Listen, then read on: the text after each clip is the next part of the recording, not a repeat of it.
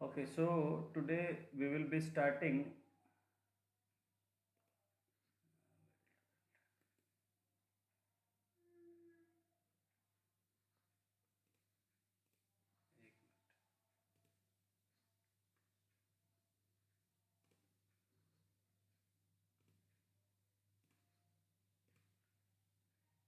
Huh.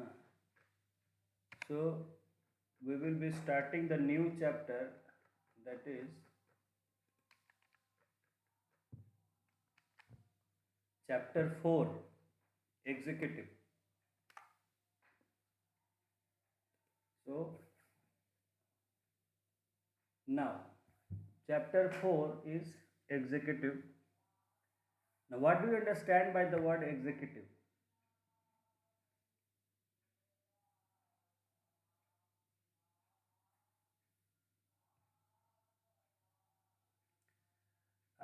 To maintain law and order. देखिए, हाँ, कार्यपालिका तो ठीक है, लेकिन कार्यपालिका का मतलब क्या है? Law and order, law and order एक चीज है। देखिए समझिए, एग्जीक्यूटिव जो शब्द है, अगर इंग्लिश में बात करें, executive means who executes executes का मतलब जो काम को करता है, करवाता है। ठीक है, execute means to get the work done. So executive is those people who get the work done. And what is the work here? The work is of the government. So executive means those people who get the government work done. ठीक है, जैसे legislature, तो legislature is made from the word legislate. Legislate means to make law. तो those people who make laws, they are called legislature. Executive, those people who execute laws and who execute the work of government, they are called executive.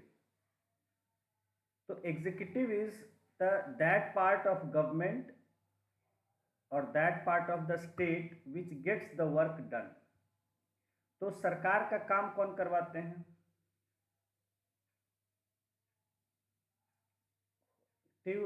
Executive who execute the law and the government work, government responsibility.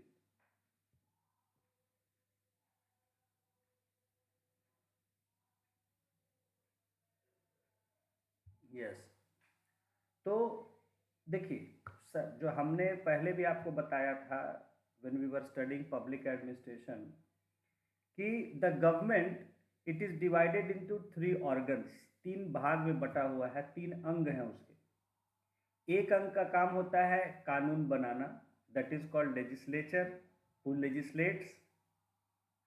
Another organ, it executes those laws that are made by the legislature. So those who execute, they are called executive. And then another branch of government, its work is to see that the laws that are made are correct and they are correctly implemented. So that is called judiciary, those who judice means to see the fairness, कि न्याय न्याय है कि नहीं, सही है कि नहीं। तो जुडिशरी को काम मिला कि जो लेजिस्लेचर कानून बना रहे हैं वो सही कानून हो, according to the basic laws, that is constitution. And those who are executing the laws, they are doing it, they are executing it in the correct way according to the spirit of the law and the basic law, that is constitution. तो दोनों पर नजर रखना का काम है judiciary का, तीसरे का, कि एक तो जो कानून बन रहे हैं वो सही कानून बनने चाहिए, और जो लोग कानून को लागू कर रहे हैं वो कानून को सही ढंग से लागू कर रहे हैं। अगर जैसे कोई कानून लागू करने वाला गलती करेगा, कोई ऑफिसर है, डीएम, एसपी, कोई गलती करेगा तो उस पर वो जो है करते हैं, उसके कार्रवाई करते हैं जुडिशरी, कि हाँ भाई आप सही ढंग से कानून क्यों नहीं लागू कर रहे हैं, why are you misusing the authority.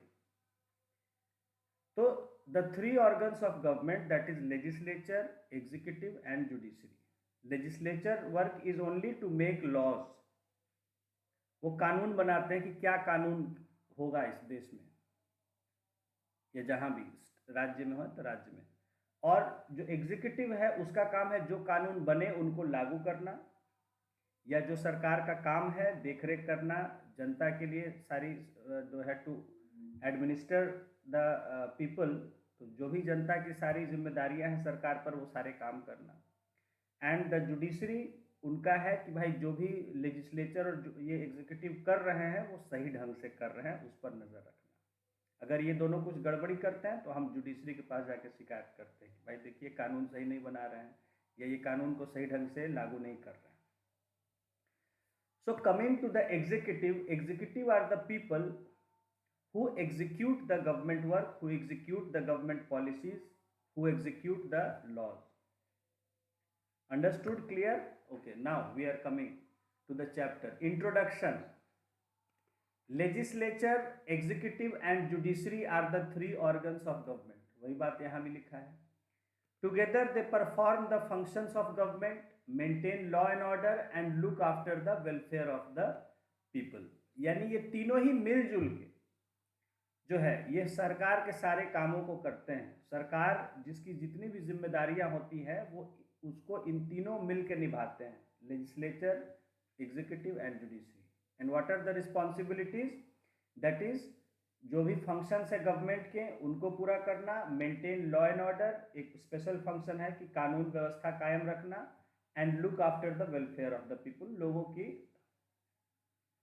Yes, ये तीनों मिला के जो है they form the state. State में पीपल भी आ जाते हैं, ठीक है ना। हाँ, पीपल जो people who reside in a country वो भी आ जाते हैं। यस यस, आम आदमी भी स्टेट का पार्ट है। जब हम पॉलिटिकल साइंस में स्टेट शब्द यूज करेंगे तो वहाँ सब चीज़ आ जाता है स्टेट में। खैर आइए यहाँ। नाउ द कॉन्स्टिट्यूशन, ऐसे नॉर्मली हम अगर बात करते हैं तो वहाँ स्टेट सिर्फ हम गवर्नमेंट को रेफर करते हैं, ठीक है। लेकिन जब आप पॉलिटिकल साइंस में स्टेट वर्ड यूज करेंगे तो वहाँ it also includes the people who are inhabiting a territory. Now, the Constitution ensures that they work in coordination with each other and maintain a balance among themselves. तो Constitution क्या है? नियमों की किताब है। वो उसमें सारी बातें डिफाइन किया गया है, कौन कैसे काम करेगा, आपस में क्या रिलेशन होगा। तो कॉन्स्टिट्यूशन का क्या है? The constitution ensures that they work in coordination, ये तीनों मिलजुल के एक दूसरे से फ्रेंडली वे में काम करें, ये इंश्योर करता है कॉन्स्टिट्यूशन। उसमें इस तरह से सबको जिम्मेदारियां बांटी गई हैं, सबको पावर एंड अथॉरिटीज दिए गए हैं ताकि ये लोग मिलजुल के काम करें, एक दूसरे के लिए बाधा न पैदा करें। And maintain a balance among themselves, और आपस में एक संतुलन बना के रखें। ये इंडिया में इस तरह का एक संतुलन, एक जो है ट्रायंगुलर बैलेंस बनाया गया है। तीन हिस्से, लेजिस्लेचर, जुडिशरी, एग्जीक्यूटिव, तीनों को एक बैलेंस रखा गया। तो उसके लिए कॉन्स्टिट्यूशन में हम उस तरह से प्रोवाइड किए। In a parliamentary system executive and legislature are interdependent. तो ये हमने जो सिस्टम अपनाया अपने यहाँ गवर्नमेंट का, दैट वाज पार्लियामेंट्री सिस्टम। और पार्लियामेंट्री सिस्टम में क्या होता है, मैंने आपको पहले भी बताया अभी कि पार्लियामेंट्री सिस्टम में जो है एग्जीक्यूटिव लेजिस्लेचर का ही पार्ट होता है। जो लोग कानून बनाते हैं उन्हीं में से कुछ लोगों को सरकार चलाने की भी जिम्मेदारी मिलती है। That is called parliamentary system. Presidential system में मैंने आपको बताया था कि वहाँ लेजिस्लेचर और एग्जीक्यूटिव बिल्कुल इंडिपेंडेंट होते हैं, कोई मतलब नहीं होता है।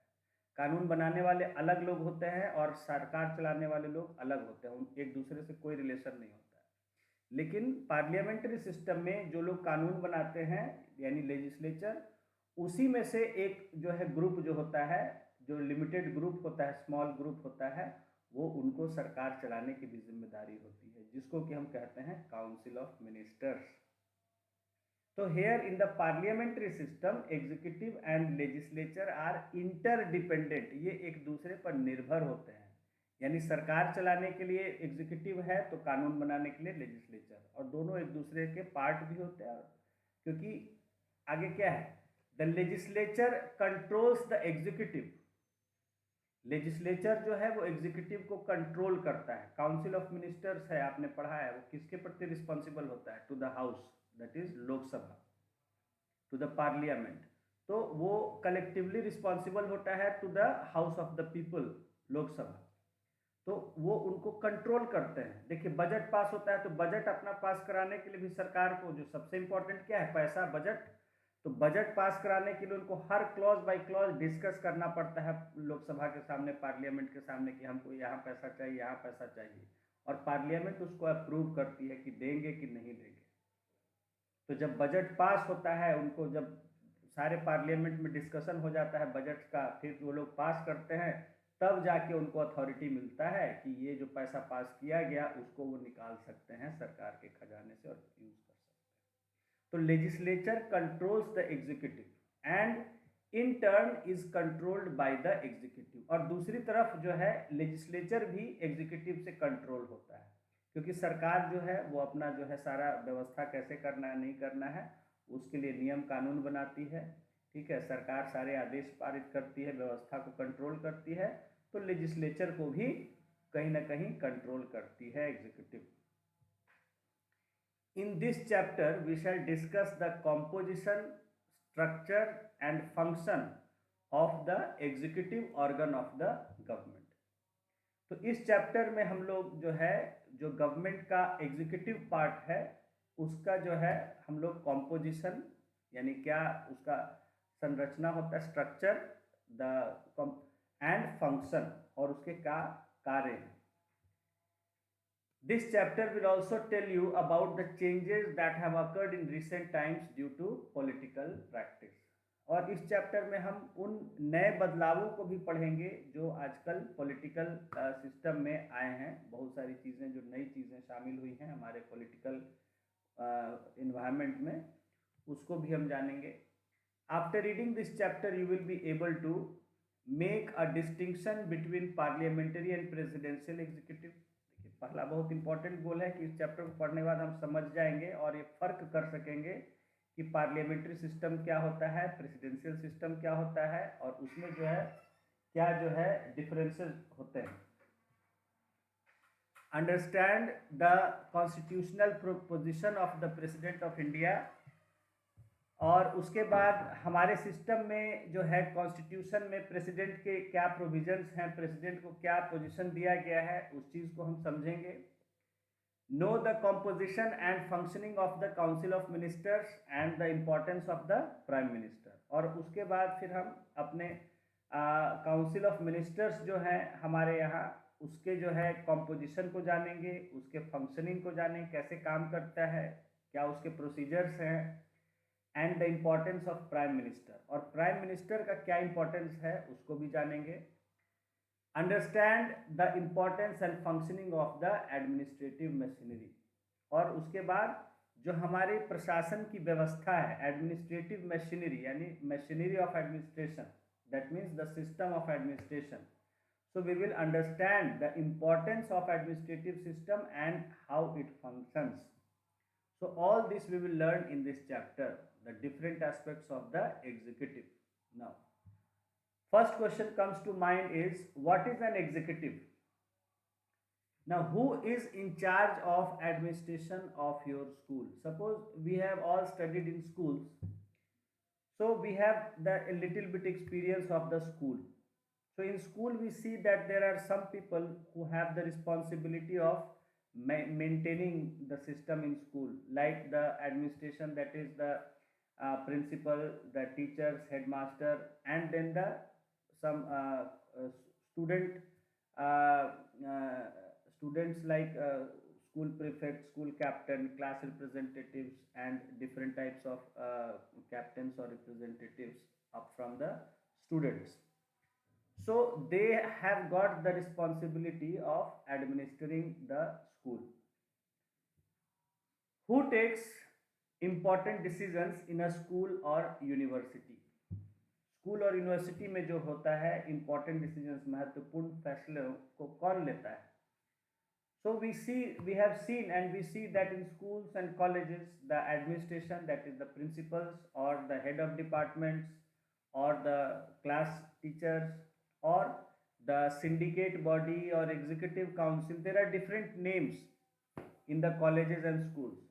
So कहीं उसको syndicate कहा जाता है, कहीं उसको जो है executive council कहा जाता है, कहीं administrative body कहा जाता है. खैर जिसमें कि जो school के administration, that is the teachers and also some representatives from schools and from the governing body. Her school जो है, जो उसकी एक गवर्निंग बॉडी भी होती है स्कूल कॉलेज की, जो लोग उसके ओनर्स डायरेक्टर्स की तरह होते हैं, तो they all are included and in them. तो जिस तरह का फैसला होता है, वो जिस लेवल का फैसला होता है उसको लेते हैं. कुछ फैसले जो होता है वो क्लास लेवल पर लिए जाते हैं, they are taken by the class teacher और the class representative. Some decisions are taken on the school level by the principal or the teachers concerned. Some decisions are taken by the management, that is director, or the some are taken by the body, that is the governing body or syndicate or whatever it is called. So these are the people or bodies that take important decisions. In any organization, some office holder has to take decisions and implement those decisions. Now in any general organization or in any organization, like school and college are also an example of organization, but in any organization some office holder has to take decisions and implement those decisions. Yani there is some person who has the responsibility of taking the decisions and implementing those decisions. So some office holder means someone who is holding an office, he has the responsibility of taking some decisions and implementing those decisions in any organization. We call this activity administration or management.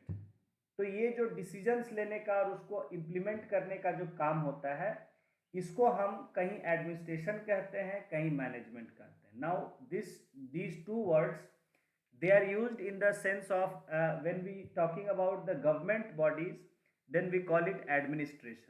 Government body or government related body, when we talk about, then we are using the word administration. And when we are talking about some private organization, there we use the word management. Okay, so administration and management, they are almost synonyms. Almost, not fully, but almost 95% they are same. Only difference is that administration is done in government or government related bodies or associations, organizations, and management is done in private organizations. But administration requires a body at the top that will take policy decisions or the big decisions and supervise and coordinate the routine administrative functioning. तो administration के लिए हमें top level पर एक body की ज़रूरत होती है, जो कि बड़े बड़े फैसले, जिनको हम पॉलिसी डिसीजंस कहते हैं या बिग डिसीजंस कहते हैं, उनको ले, और जो है जो ऑर्गेनाइजेशन है उसका फंक्शनिंग जो है, रेगुलर रूप से जो फंक्शनिंग है, रूटीन, उसको हम कहते हैं रूटीन फंक्शनिंग. रूटीन मतलब रेगुलर. तो रूटीन जो फंक्शनिंग है उसको सुपरवाइज कर सके, यानी उसको देखरेख कर सके, कोऑर्डिनेट कर सके, उसमें सबको मिला जुला के ले के चल सके. So a body is required for administration at the top.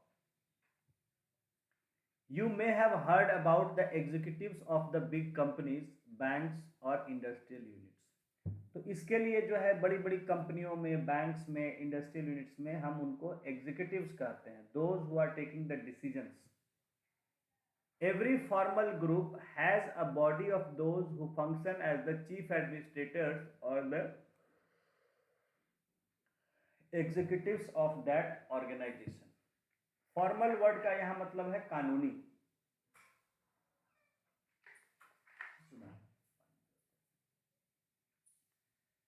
तो फॉर्मल का मतलब है कि जो कानूनी रूप से बनाया गया है, जिसके लिए there are some rules and regulations governing that. तो every formal group means every group which is working according to some rules and regulations has a body of those who function as the chief administrators. Means there are some people who have the responsibility of the administration. तो they are here, they have written has a body of those who function as the chief administrators or the executives of that organization. So they are also called executives or they are also called administrators. Some office holders decide the policies and rules and regulations, and then some office holders implement those decisions in actual day to day functioning of the organization. तो कई जगह जो है बड़ी companies में जो है जो पॉलिसीज और जो रूल्स एंड रेगुलेशंस तय करते हैं वो लोग अलग होते हैं और जो उनको इम्प्लीमेंट करते हैं वो अलग होते हैं। बहुत जगह एक ही होते हैं, बहुत जगह जैसे बड़ी ऑर्गेनाइजेशन है वहाँ अलग अलग होते हैं। So some office holders decide the policies and rules and regulations and then some office holders implement those decisions in actual day to day functioning of the organization। यानी कुछ लोग तय करते हैं नियम कानून कि क्या होगा, कैसे काम होगा, और बाकी कुछ लोग होते हैं उनको जिम्मेदारी होती है कि अब जैसे तय किया गया है वैसे डेली जो है कामकाज करवाइए organisation.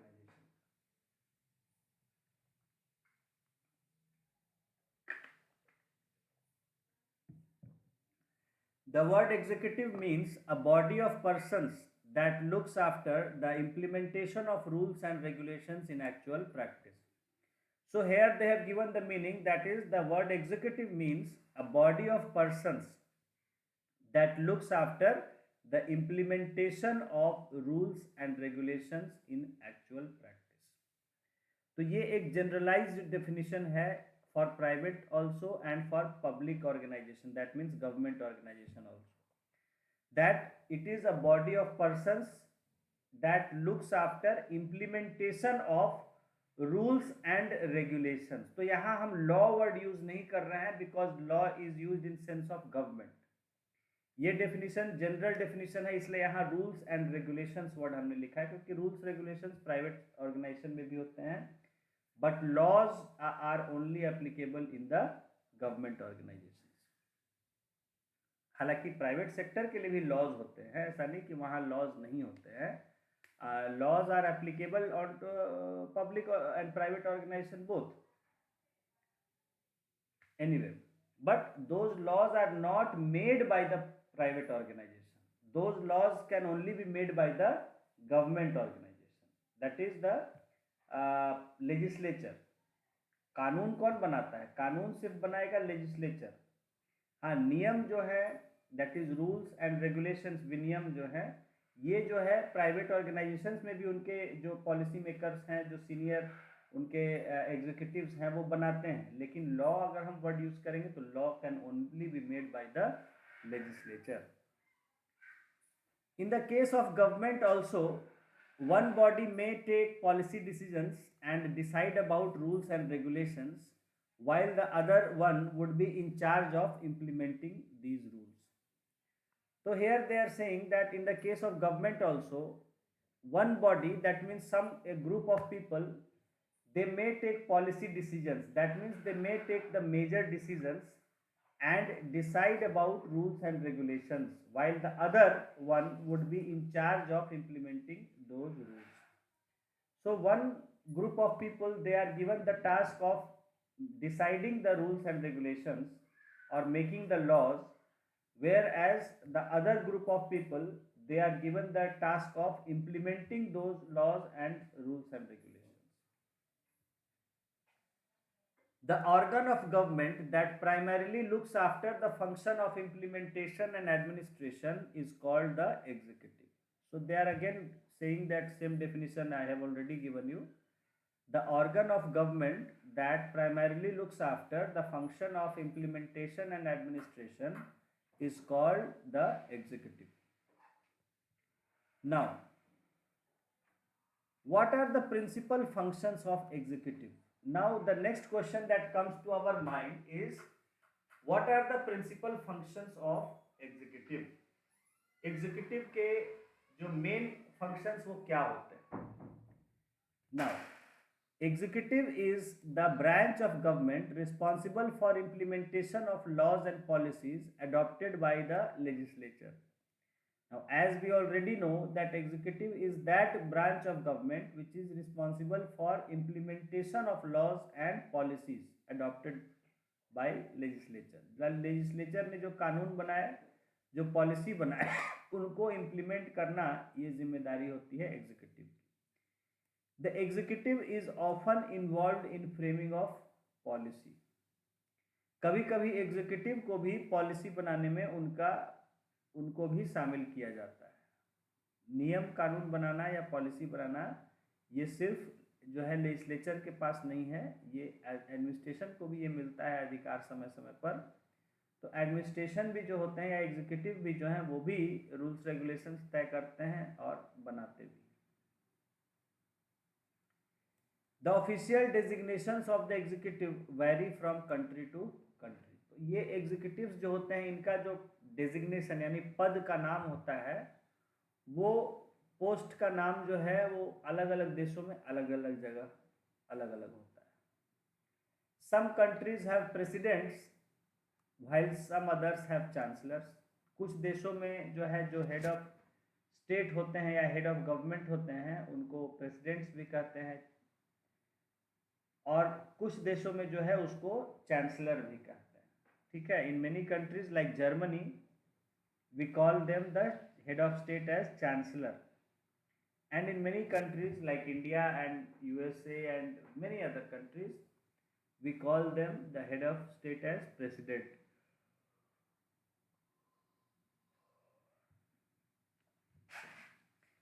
The executive branch is not just about presidents, prime ministers and ministers. तो एग्जीक्यूटिव जो होते हैं उनका जो है वो खाली उसका मतलब ये नहीं कि बड़े बड़े जो पद हैं यानी प्रेसिडेंट हो गए, प्राइम मिनिस्टर हो गए, मिनिस्टर्स हो गए, खाली इनसे लेना देना नहीं है। It also extends to the administrative machinery that is civil servants. तो इसमें जो है हम मंत्रियों के अलावा जो भी पूरा सिविल सर्विस होता है, मशीनरी सिविल सर्वेंट्स होते हैं, मशीनरी होती है एडमिनिस्ट्रेशन की, यानी छोटे छोटे क्लर्क से लेके जो ऊपर जो है ऑफिसर्स तक जो है वो सारे लोग एग्जीक्यूटिव में ही आते हैं। While the heads of government and their ministers saddled with the overall responsibility of government policy are together known as political executive। देखिए यहाँ समझने वाली चीज है कि अब सरकार, मैंने कहा एग्जीक्यूटिव में मिनिस्टर्स भी हैं, ठीक है, और जो है आपका उसमें सिविल सर्वेंट्स भी हैं, प्राइम मिनिस्टर, प्रेसिडेंट सब हैं।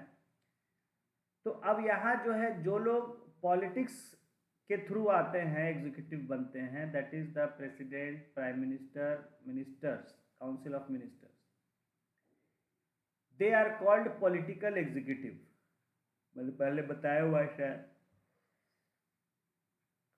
And those responsible for day to day administration are called the permanent executive। और जो लोग चुन के आते हैं एक लंबे समय के लिए कि वो एग्जीक्यूटिव का ही काम करना है उनको, तो जिसमें कि सिविल सर्वेंट्स आते हैं। सिविल सर्वेंट्स जो कि आप सिलेक्शन होता है तो फिर आप जो है लंबे समय तक वही काम सरकार का करने के लिए जाते हैं। You are called civil servants, that is you are included in the permanent executive because the executives they are working for the long period of their life, so they are called the permanent executive।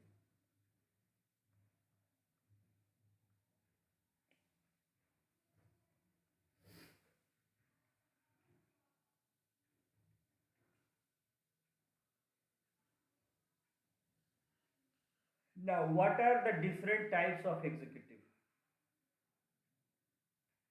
तो अब हम देखेंगे कि दुनिया में किस किस तरह की एग्जीक्यूटिव्स यानी सरकारें हैं। एवरी कंट्री में not have the same type of executive. हर देश में जरूरी नहीं है कि एक ही जैसा एग्जीक्यूटिव हो। You may have heard about the president of USA and queen of England. तो आपने हो सकता है कि यूएसए का प्रेसिडेंट का नाम के बारे में सुना हो कि प्रेसिडेंट है, और इंग्लैंड में क्वीन होती है तो क्वीन ऑफ इंग्लैंड के बारे में सुना। But the powers and functions of the president and of the USA are very different from the powers of president of India. लेकिन अगर प्रेसिडेंट की ही बात करें तो प्रेसिडेंट में यूएसए के प्रेसिडेंट और इंडिया के प्रेसिडेंट में पावर तो बहुत डिफरेंट है। पावर्स और अथॉरिटी जो है वो यूएस के प्रेसिडेंट की और इंडिया के प्रेसिडेंट की बहुत अलग है। तो ये आप जानते हैं कि यूएस में जो है वो प्रेसिडेंट को बहुत ज़्यादा पावर होता है, तो वहाँ हम आप जानते हैं कि प्रेसिडेंशियल सिस्टम है। और जबकि इंडिया में जो है वो प्रेसिडेंट को बहुत नाम मात्र का पावर होता है, तो यहाँ जो है वो प्रेसिडेंशियल सिस्टम नहीं है, parliamentary system. Similarly, the powers of the Queen of England are different from the powers of King of Bhutan. अगर किंग और क्वीन का भी कंपेयर करना चाहें तो हम जानेंगे कि इंग्लैंड में जो क्वीन है उनके पावर्स बड़े अलग हैं, और एक छोटे से देश भूटान में जो हमारा पड़ोसी है वहाँ किंग का पावर बिल्कुल अलग है।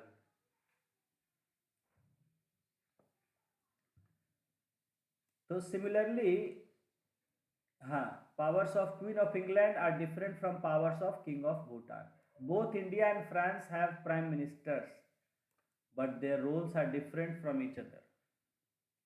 उसी तरह अगर हम प्राइम मिनिस्टर की बात करें तो इंडिया में भी प्राइम मिनिस्टर है और फ्रांस में भी प्राइम मिनिस्टर, लेकिन दोनों के जो रोल है इंडिया में और फ्रांस में वो बड़े अलग हैं।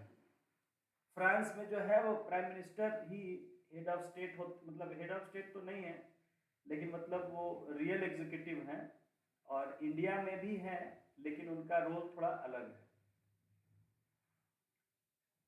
तो अब यहाँ पूछा गया question, why is this so? ये ऐसा क्यों है कि भारत में अलग है प्राइम मिनिस्टर का रोल और फ्रांस में अलग है? क्योंकि जिस तरह का हमने सिस्टम एक डेवलप किया है पॉलिटिकल सिस्टम, वो हमारे यहाँ अलग है, फ्रांस में अलग हालात में डेवलप हुआ, इसलिए वहाँ यहाँ अलग है इनके रोल।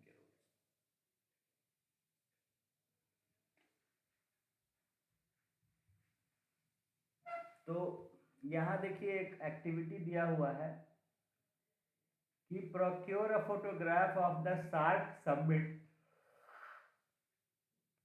मीटिंग और meeting of G7 countries. SAARC का या G7 देशों का एक फोटो कलेक्ट करने बोलता है कि उसका फोटो ले लीजिए, and list those who attended the meeting, और उसमें उनके नाम लिखिए जिन लोगों ने मीटिंग को अटेंड किया। Can you imagine why those people and not some others are attending the meeting? तो क्या आप सोच सकते हैं कि वहाँ जो लोग हैं, वो जो लोग यानी जो लोग आपके अटेंड कर रहे हैं मीटिंग, ठीक है, तो वो मीटिंग अटेंड करने वाले लोग कौन हैं? क्या दूसरे लोग क्यों नहीं उनकी जगह अटेंड कर रहे हैं?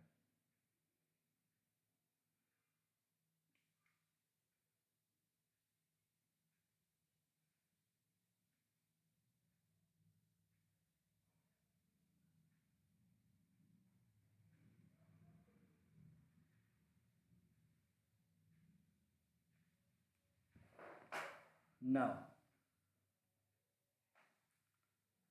to answer this question, we will briefly outline the nature of executive existing in the some of these countries. तो इस क्वेश्चन का आंसर देखने के लिए हम जो है थोड़ा थोड़ा जानेंगे कई देशों के एग्जीक्यूटिव्स के बारे में, वहाँ किस तरह के एग्जीक्यूटिव होते हैं। The USA has presidential system and executive powers are in the hands of the president. USA में एक प्रेसिडेंशियल सिस्टम है, यानी कि प्रेसिडेंट पर आधारित सिस्टम है, और इसलिए वहाँ सारे पावर्स जो है वो प्रेसिडेंट के अंदर है। तो executive powers are in the hands of the president. Canada has a parliamentary democracy with a constitutional monarchy where Queen Elizabeth II is the formal chief of state and the prime minister is the head of government। देखिए Canada में क्या system है, Canada में भी parliamentary democracy है, यानी वहाँ भी पार्लियामेंट्री है, यानी people's representatives are elected and chosen. लेकिन वहां एक फर्क है कि पार्लियामेंट्री डेमोक्रेसी भी था, कॉन्स्टिट्यूशनल मोनार्की है।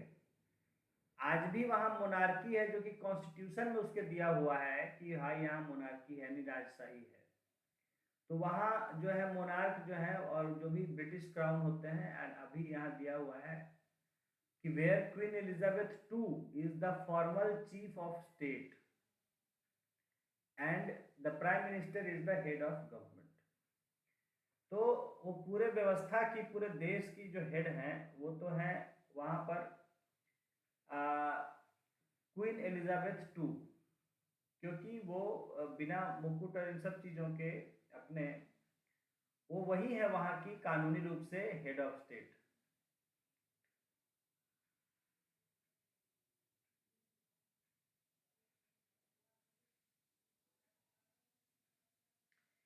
In France, both the president and the prime minister are a part of semi-presidential system.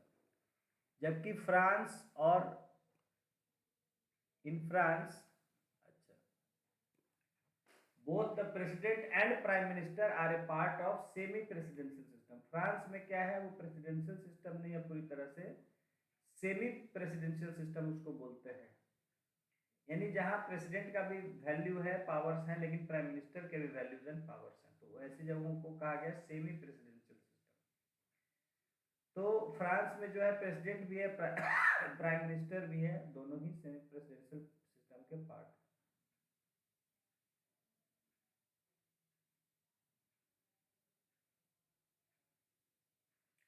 The president appoints the prime minister as well as the ministers, but cannot dismiss them as they are not responsible to the parliament.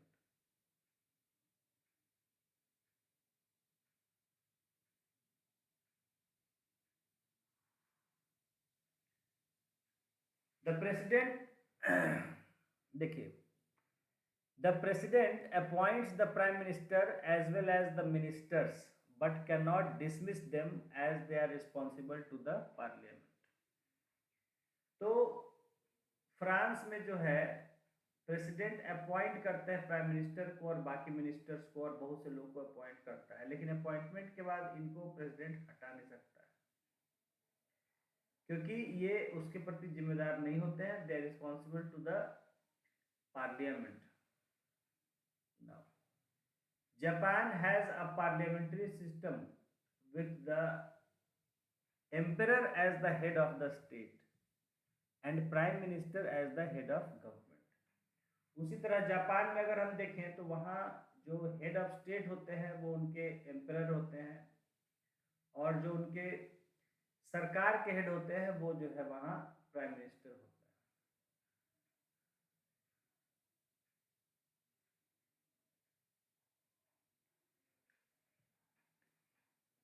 Italy has a parliamentary system with the president as formal head of state and the prime minister as the head of government.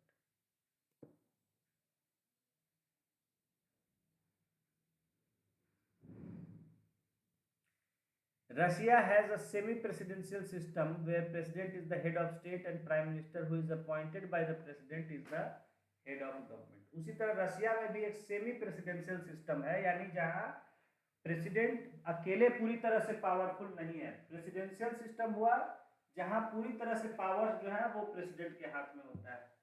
Semi presidential मतलब हुआ कि power president के पास तो है, लेकिन और भी किसी के पास पावर है, जैसे कि प्राइम मिनिस्टर। तो दोनों के पास पावर होता है, लेकिन प्रेसिडेंट के पास पावर होता है, इसलिए सेमी प्रेसिडेंशियल सिस्टम इसको कहते हैं। रशिया में भी यही सिस्टम है कि प्रेसिडेंट को पावर्स होते हैं जो कि अपॉइंट करता है प्राइम मिनिस्टर को, लेकिन prime minister head of government होता है जबकि प्रेसिडेंट हेड ऑफ स्टेट होता है। अब देखिए यहाँ पर आपको फर्क हो जा रहा है, दिख जा रहा है ना, हेड ऑफ स्टेट और हेड ऑफ गवर्नमेंट अलग अलग वर्ड हो गया। हेड ऑफ स्टेट कहेंगे जो पूरी व्यवस्था का जो हेड है, और हेड ऑफ गवर्नमेंट कहेंगे जो सिर्फ गवर्नमेंट का हेड है। Germany has a parliamentary system in which president is the ceremonial head of state and the chancellor is the head of government. Germany में जो है वहाँ भी पार्लियामेंट्री सिस्टम है जिसमें कि प्रेसिडेंट जो है सिर्फ सेरेमोनियल हेड होते हैं, यानी दिखावे के रस्मी घटनाओं पर, जहाँ कुछ एक सेलिब्रेशन सेरेमनी टाइप का होता है, तो वहाँ पर जो है प्रेसिडेंट को हेड ऑफ स्टेट जो है बताया जाता है, लेकिन रियल पावर्स वहाँ भी चांसलर के पास होता है जो कि हेड ऑफ गवर्नमेंट होता है।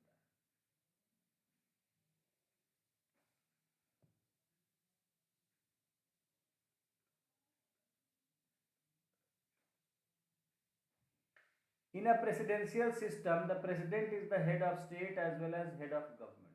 प्रेसिडेंशियल सिस्टम में प्रेसिडेंट के पास ही, आप जानते हैं यूएस का केस पढ़ा है आपने, सारे पावर्स जो होते हैं वो प्रेसिडेंट के पास होते हैं, और वही हेड ऑफ स्टेट भी होता है और हेड ऑफ गवर्नमेंट भी होता है। In this system the office of president is very powerful both in theory and practice.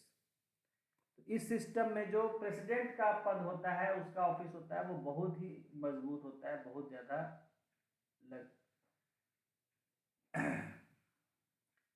Countries with such a system include United states, Brazil and most Nations in Latin America. तो ऐसे जो देश हैं उनके उदाहरण है यूनाइटेड स्टेट्स, ब्राजील और ज़्यादातर साउथ या लैटिन अमेरिका, लैटिन अमेरिका के देश जो हैं।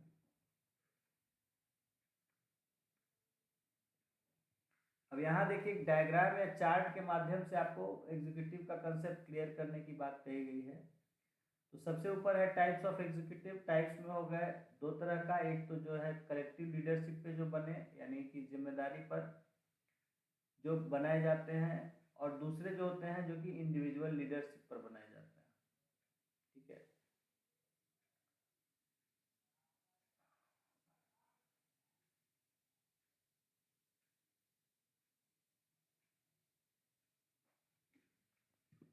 तो इस चार्ट को ध्यान से देख लेंगे, उन्हीं जो बातें अभी हमने पढ़ा है उसी को जो है यहाँ चार्ट के माध्यम से दिखाया गया है।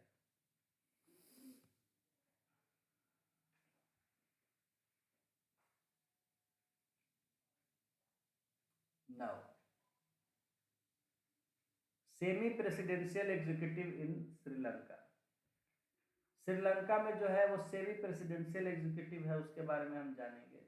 इन 1978 the constitution of Sri Lanka was amended and the system of executive presidency was introduced. 1978 में श्रीलंका के संविधान में बदलाव किया गया और वहाँ राष्ट्रपति को भी चुन के लाए जाने का जो है वो सिस्टम व्यवस्था किया गया।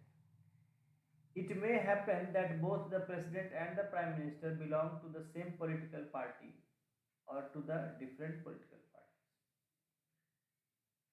तो हो सकता है कि कहीं ऐसे सिस्टम में, यानी श्रीलंका में जो है वो प्रेसिडेंट और प्राइम मिनिस्टर दोनों ही एक ही पॉलिटिकल पार्टी के हो सकते हैं या अलग अलग पार्टी से भी हो सकते हैं।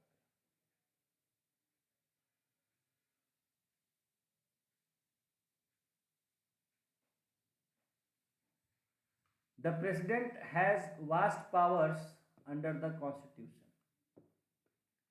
तो प्रेसिडेंट को जो है प्रेसिडेंशियल सिस्टम या श्रीलंका में सेमी प्रेसिडेंशियल एग्जीक्यूटिव में काफ़ी ज़्यादा पावर्स हैं। The president chooses the prime minister from the party that has a majority in the parliament. President क्या करता है, जो मेजॉरिटी पार्टी होती है उससे प्राइम मिनिस्टर्स को चुनते हैं। दो ministers must be members of the parliament, the president has the power to remove the prime minister और मिनिस्टर्स। वहाँ एक चीज़ सिग्निफिकेंट जो है कि वहाँ जो है मिनिस्टर्स को मेंबर्स ऑफ पार्लियामेंट होना होता है, लेकिन उनको जो है प्रेसिडेंट को हटाने का पावर होता है, प्रेसिडेंट उनको हटा सकता है। Apart from being head of state and commander in chief of armed forces, the president is also the head of government. तो दूसरी तरफ बात करें कि जो हेड ऑफ स्टेट कौन होता है, पीएम होता है, सॉरी प्रेसिडेंट होता है, and commander in chief of armed forces. Armed forces का कमांडर इन चीफ, मुख्य सेनापति भी जो है वो राष्ट्रपति होता है ऐसे देशों में।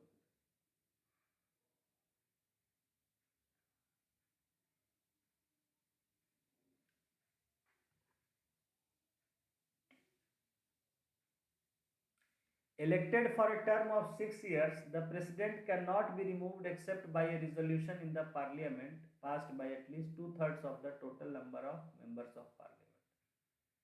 तो ये श्रीलंका का केस स्टडी बता रहे हैं कि वहाँ एक बार अगर प्रेसिडेंट चुने गए, उनका टर्म होता है 6 साल का, और उसके पहले president can not be removed except by resolution in the parliament. उसको हटा नहीं सकते हैं प्रेसिडेंट को जब तक कि पार्लियामेंट से कोई जो है इस तरह का रिजोल्यूशन नहीं मिलता है। If it is passed by not less than 1/2 of total number of members of parliament and the speaker is satisfied that such allegations merit inquiry into the speaker can then report the matter back to the supreme court।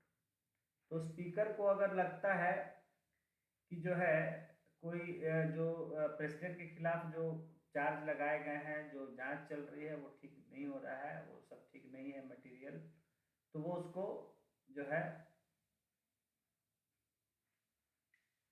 वो supreme court में वहां ले जा सकता है।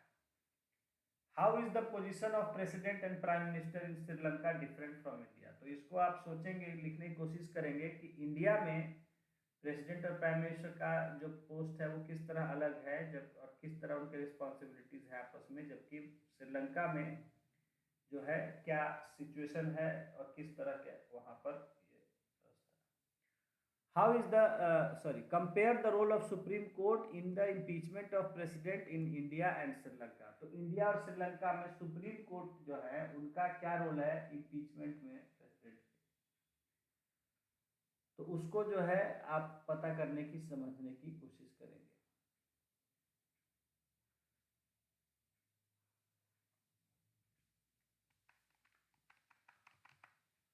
In a parliamentary system, the prime minister is the head of the government। दूसरी तरफ हम अगर पार्लियामेंट्री सिस्टम को देखें तो वहाँ हेड ऑफ गवर्नमेंट जो होता है वो उसको प्राइम मिनिस्टर कहते हैं। Most parliamentary systems have a president और a monarch who is the nominal head of state. तो ज़्यादातर पार्लियामेंट्री सिस्टम में कहा जा रहा है कि प्रेसिडेंट प्राइम मिनिस्टर तो होते ही है, साथ साथ प्रेसिडेंट भी होते हैं और कहीं कहीं मोनार्क भी होते हैं जो नॉमिनल हेड होते हैं। In such a system the role of president or monarch is primarily ceremonial and prime minister along with the cabinet wields effective power। तो यहाँ पर जो एक दिखावे के लिए जो है जमीन लेके रहते हैं अगर ऐसे, खैर देखिए, तो मोनार्क जो है वो खाली दिखावे के लिए यहाँ होता है। जो राजा या जो भी क्राउन होते हैं, राजा हो, रानी हो, या जो हो, राजकुमार हो, तो जो भी मोनार्क होते हैं वो उनका जो है सिर्फ एक रस्मी इंपॉर्टेंस होता है कि सेरेमनी होता है तो उसमें वो हेड ऑफ स्टेट की तरह वहाँ पार्टिसिपेट करते हैं, जबकि वास्तव में जो है वहाँ प्राइम मिनिस्टर जो है वो असल पावर अपना यूज करता है। Countries with such system include Germany, Italy, Japan, United Kingdom as well as Portugal. तो ऐसे देश जहाँ की ये पार्लियामेंट्री सिस्टम है, तो जर्मनी उसका एग्जाम्पल है, इटली है, जापान है, यूनाइटेड किंगडम और Portugal. A semi-presidential system has both a president and a prime minister, but unlike the parliamentary system, the president may possess significant day-to-day powers। एक semi presidential system जैसा मैंने श्रीलंका में अभी हमने बताया या और जगह रसिया में देखा, वहाँ प्रेसिडेंट भी होते हैं और प्राइम मिनिस्टर भी होते हैं जिस तरह की पार्लियामेंट्री सिस्टम में होते हैं, लेकिन उस सेमी प्रेसिडेंशियल सिस्टम में जो है प्रेसिडेंट को जो है वो कुछ ज़्यादा पावर्स होते हैं बजाय पार्लियामेंट्री सिस्टम के, जैसे हमारे देश में इंडिया में जो क्या है, अब जो काउंसिल ऑफ मिनिस्टर कहेगा, ज़्यादातर बातों में 90% मैटर्स में जो काउंसिल ऑफ मिनिस्टर कहेगा वही उसको करना है, तो वहाँ हमने उसको बांध दिया है। लेकिन सेमी प्रेसिडेंशियल सिस्टम में ऐसा नहीं है, प्रेसिडेंट को काफ़ी पावर होता है, वो सोच समझ के जैसा ठीक लगे वो कर सकता है, जिसके एग्जाम्पल हमारे पुतिन जी हैं। In this system, it is possible that sometimes the president and prime minister may belong to the same party and at times they may belong to two different parties and thus would be opposed to each other। तो इस system में, यानी कि जहाँ semi presidential system होता है, तो वहाँ जो है, या पार्लियामेंट्री सिस्टम है, वहाँ हो सकता है कि प्रेसिडेंट एक पार्टी का हो और प्राइम मिनिस्टर दूसरे पार्टी का, और दोनों के बीच में टकराव भी हो सकता है। तो ये हो सकता है क्योंकि अलग अलग पार्टी के होंगे तो दोनों के पॉलिटिकल आइडियोलॉजी अलग अलग होंगे। Countries with such system include France, Russia, Sri Lanka etcetera. तो ऐसे देश जो हैं वो हमारे फ्रांस हैं, रसिया है और श्रीलंका है।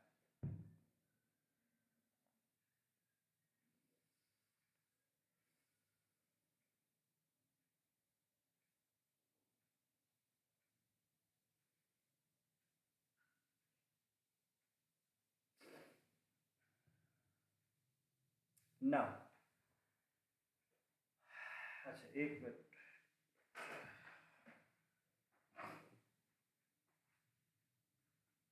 1 मिनट।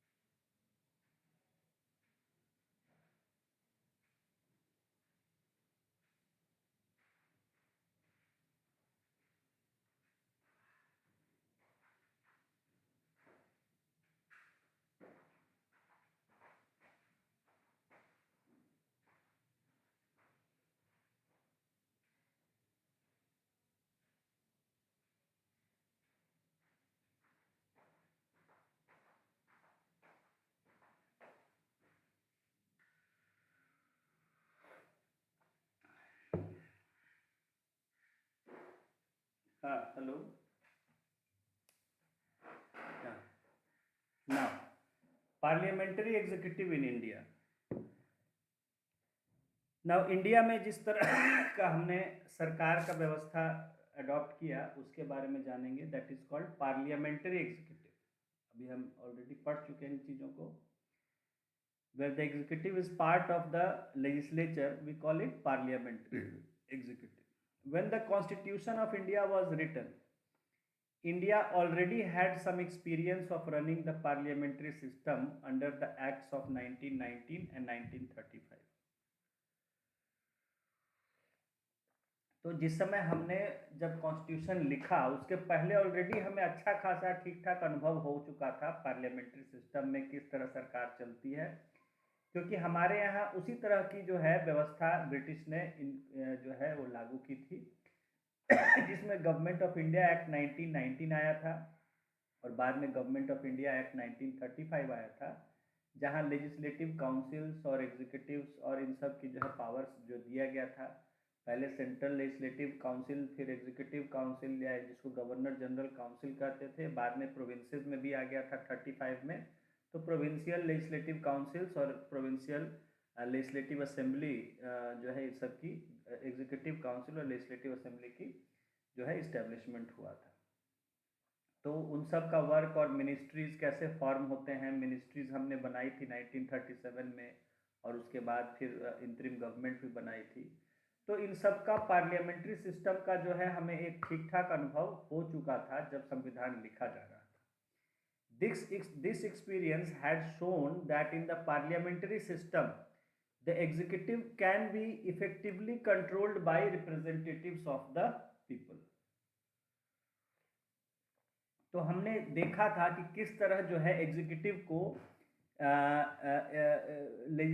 रिप्रेजेंटेटिव्स ऑफ पीपल के द्वारा जो है कंट्रोल किया जा सकता है। जैसे आपने अगर मॉडर्न इंडिया पढ़ा था और उसमें हमने बताया था कि जैसे गोखले थे, और पहले हमारा आपने अगर मॉडर्न इंडिया देखेंगे जो नेशनलिस्ट मूवमेंट चला, तो जो हमारा फ्रीडम मूवमेंट या नेशनलिस्ट मूवमेंट चला, शुरुआत हमने की थी रिफॉर्म्स इन गवर्नमेंट की मांग से। हम सरकार में कुछ सुधार चाहते थे, कुछ मांगे थी, वहाँ से हमारा मूवमेंट शुरू हुआ था और जो कि धीरे धीरे आगे फिर बढ़ा पार्टिसिपेशन। पहले रिस्पॉन्सिबल गवर्नमेंट की हमने बात कही, रिप्रेजेंटेटिव गवर्नमेंट की बात की कि भाई हमारा भी उसमें रिप्रेजेंटेशन होना चाहिए, हमारी भी बातें सुनी जानी चाहिए। उसके बाद हम एक पार्टिसिपेशन की मतलब अब हमें भी आप गवर्नमेंट में शामिल करिए, वहाँ से वो मांगे उठी, तो वहाँ लोगों को मेंबर भी बनाया गया।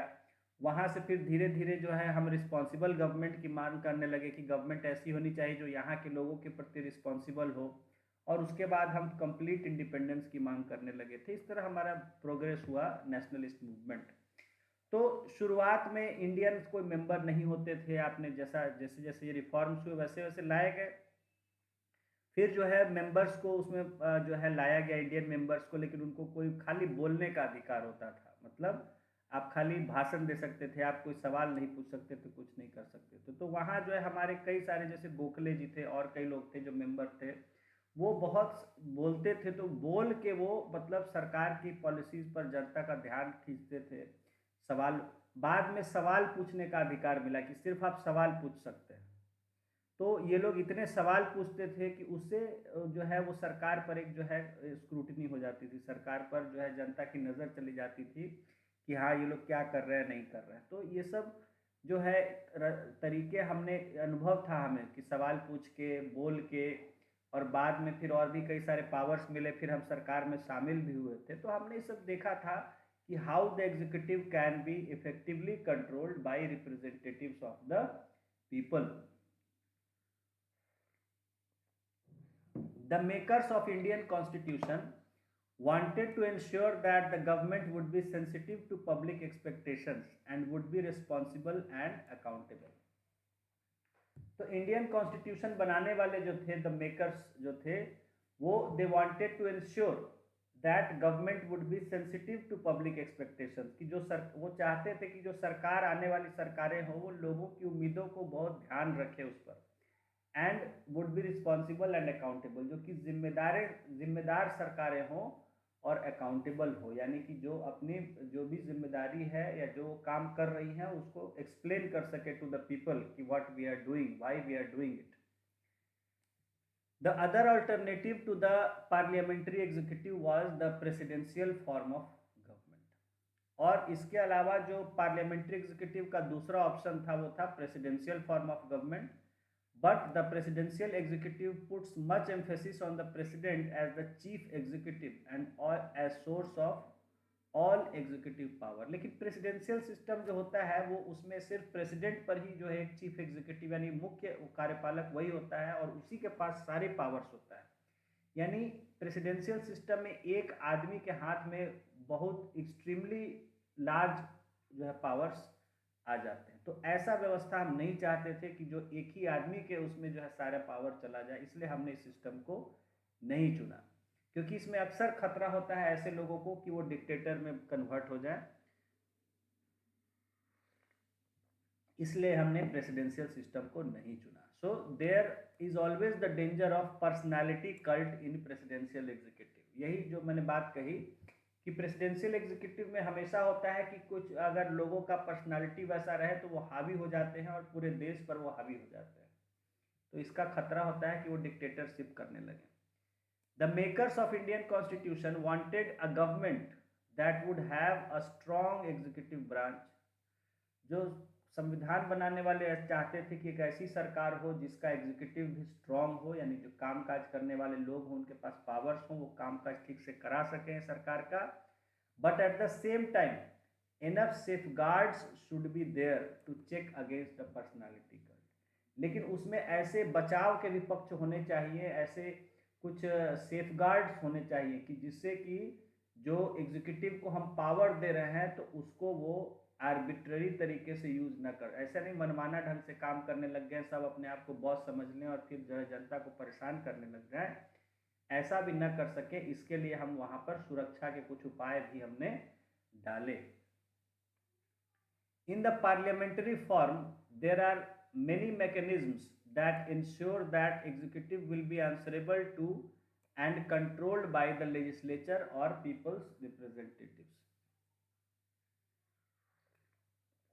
तो पार्लियामेंट्री सिस्टम जो होता है उसमें कई ऐसे तरीके होते हैं जिससे कि जो एग्जीक्यूटिव यानी सरकार होती है वो जो है लेजिस्लेचर के प्रति जवाबदेह होती है और उसके द्वारा कंट्रोल की जाती है। So the constitution adopted the parliamentary system of executives for the government both at the national and state level.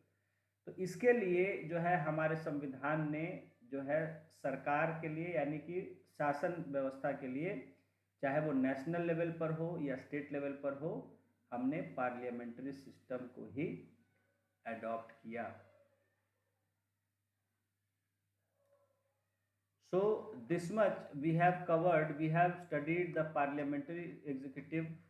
अभी और बाकी है। प्रेसिडेंशियल सिस्टम हमने पढ़ा, हमने देखा कई जगह सेमी प्रेसिडेंशियल सिस्टम क्या है, अलग अलग देशों में किस तरह का सिस्टम है, ठीक है। What are the executive, what is the function of executives. आज इतना ही रखते हैं। इसको आप अच्छे से इसको ये क्योंकि काफ़ी सारा मैटर कवर इसमें हो गया है, उसको दिमाग में बिठाना भी ज़रूरी है। तो जितना आज आपको बताया इसको आप दिमाग में अच्छे से आज बिठा लें, ठीक है। तो what is presidential system, what is parliamentary executive, what are the countries that are having different systems, क्या फीचर है उसमें, और एक सेमी प्रेसिडेंशियल जो इन दोनों के बीच में होता है, प्रेसिडेंशियल और पार्लियामेंट्री के बीच में होता है। प्रेसिडेंशियल सिस्टम जहां प्रेसिडेंट को पूरे पावर्स होते हैं, एक्सट्रीम भगवान हो जाता है एक तरह से, और दूसरी तरफ है पार्लियामेंट्री सिस्टम जहां वो सिर्फ एक पद पर बैठा हुआ रबर का स्टैंप हो जाता है। इन दोनों के बीच में होता है सेमी प्रेसिडेंशियल सिस्टम जहां प्रेसिडेंट भी होता है, प्राइम मिनिस्टर भी होता है, लेकिन प्रेसिडेंट के पास ठीक ठाक पावर्स होते हैं, सेमी प्रेसिडेंशियल सिस्टम। तो ये सारे सिस्टम कहाँ कहाँ किन देशों में है और हमारे संविधान बनाने वालों ने किस तरह का जो है क्या सोच रखा, हमारा क्यों हमने पार्लियामेंट्री सिस्टम अडॉप्ट किया, प्रेसिडेंशियल सिस्टम नहीं किया, और हमारे नेबर जैसे हमने श्रीलंका का केस देखा कि वहाँ क्यों सेमी प्रेसिडेंशियल सिस्टम है और उसके क्या फीचर्स हैं। ये चार्ट हमने देखा कि जो टाइप्स ऑफ एग्जीक्यूटिव का जो है ये फीचर्स है, इन सब को आप आज अच्छे से इसको रिवाइज करेंगे, कवर कर लेंगे।